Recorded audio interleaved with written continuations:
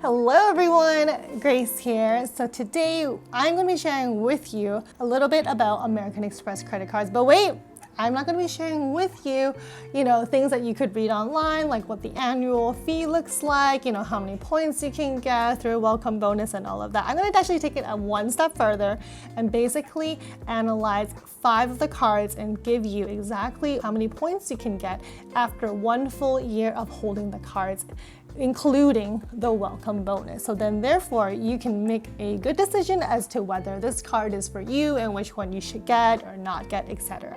Right? So once again though, I am a very, very strong believer that the credit card should work for your lifestyle and you should not be altering your lifestyle for the sake of getting credit card points, because that is such a slippery slope to get into. You could be overspending, you could be eating out a lot more just because you want to rack up those points, right? And I always feel like anything we earn with credit cards through points is a bonus, is an addition to our life, and we should not be working our ass off just to get these points, okay? These are nice to have, and that's how I see it.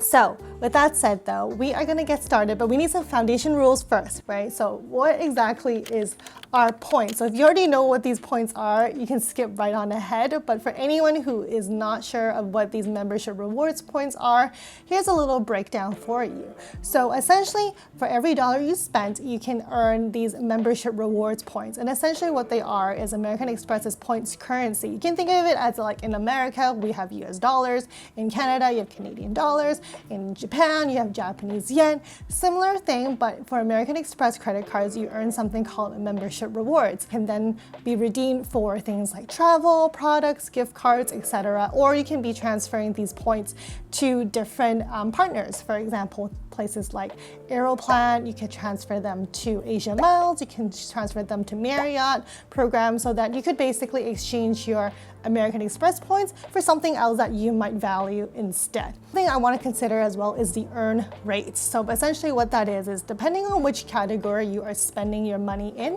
you earn a different rate. Say you spend like $100 at a restaurant, right?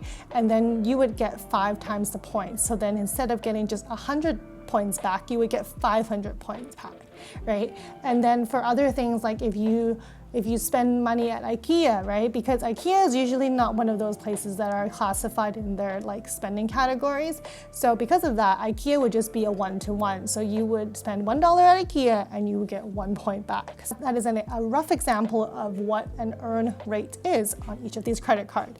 But keep that in mind because that really affects what type of credit card you are going to be getting. So now that we got that out of the way and understood exactly what are membership rewards, it is time to break it down. So in my analysis of the 5 cards in Canada, what we're gonna do is make sure we are keeping some of the stuff constant, right? So that we are comparing things apples to apples and we're not comparing something wild, different lifestyles and all of that.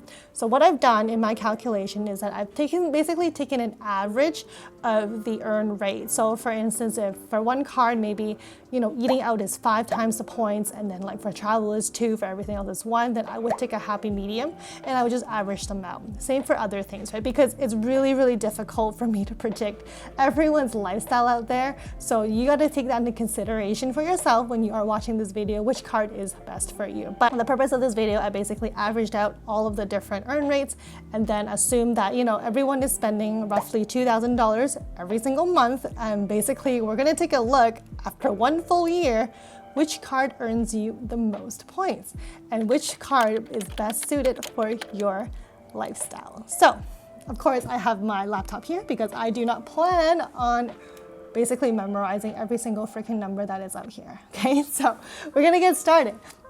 We're gonna kick it off with the infamous Amex Platinum card, which I also have here as well. So this card here, of course, as you know, hefty fee of $6.99 per year. So, and this card does prioritize eating out and travel. So keep that in mind. If you are someone who loves to eat out at restaurants or that you're treating people for dinners, you have business lunches and things like that, this might be for you, or if you like to travel, because those 2 categories actually earn you the most points versus other cards. So after 1 year of earning, you get about 90,000 welcome bonus, given that you do meet the minimum spend of 7,500 within, I believe, the first 3 months. And then through your natural spending of about $2,000 every single month, you do get around 37,000 points at the end of the year just through your natural spending, and then altogether you have 127,000. So this is again a very, very rough estimate, but honestly, it's not bad. 127,000 points can actually get you close to a round trip flight on business class, so which is actually not bad.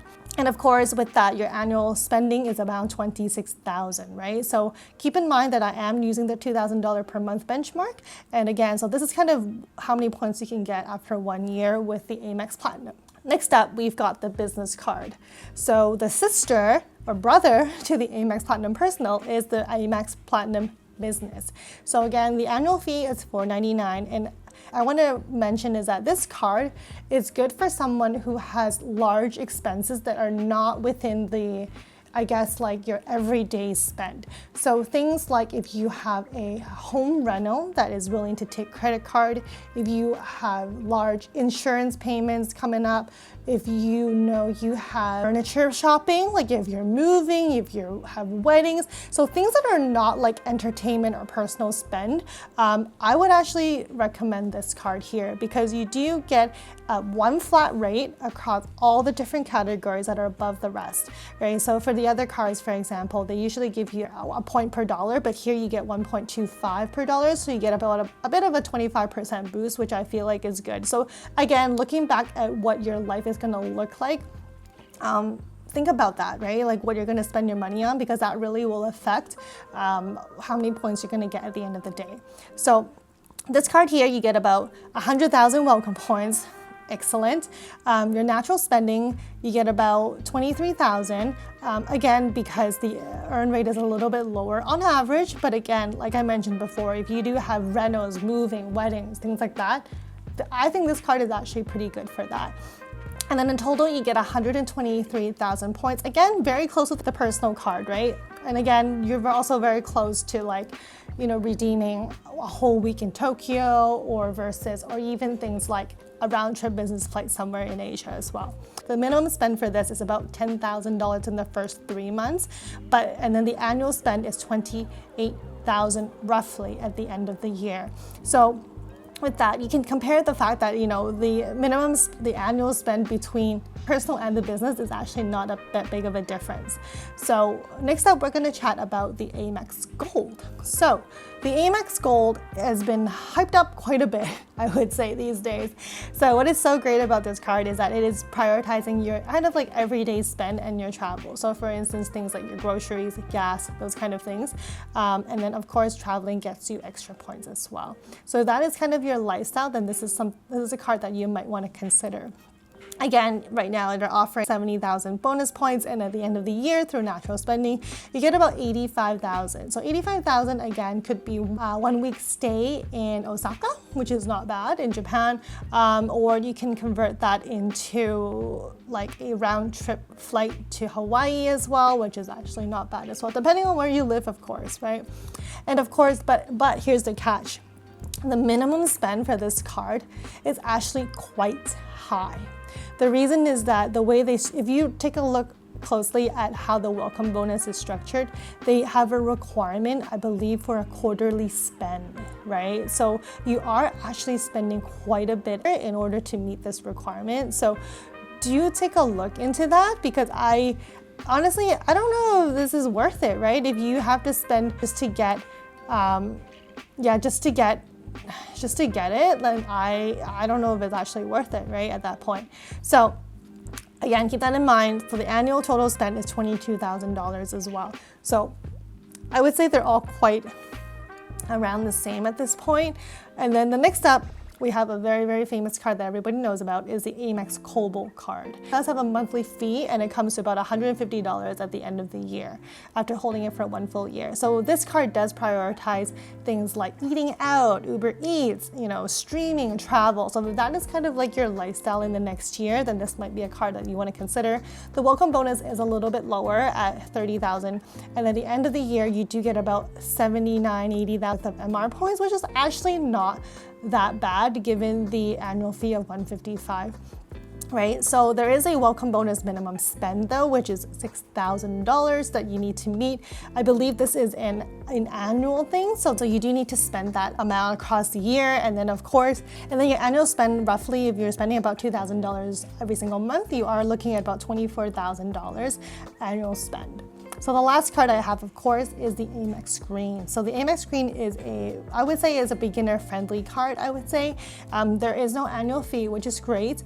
To get the welcome bonus, though, there is a requirement of spending around $1,200 or so, which is not bad, right? And then through your natural spending, you do get 30,000 points at the end of the year, which is, I think, is pretty good for a $0 fee card, right? And again, the earn rate is not as high. I believe it is just a point per dollar. But however, it is very easy to get this card. And I think that, for someone who is just starting out, this is a great starting point before you kind of upgrade to the cards that are a little bit more complicated as well, and you're trying to maximize points, right? So again, these are the 5 cards, and I always want to emphasize is, depending on what you're purchasing for the next year, what kind of lifestyle you're living, it really does impact the total number of points that you are going to get at the end of the year. So this is just a quick summary. You're welcome to flip back and forth and, compare all the different slides just to see which one fits your lifestyle.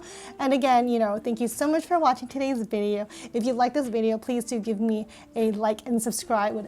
I would love that, and I do have a next video coming up on what's in my wallet suggested by one of you. So I'm going to be doing that video later on and hopefully sharing it in a few weeks. So with that said, thank you everyone so much for watching and have a wonderful week ahead. See you. Bye.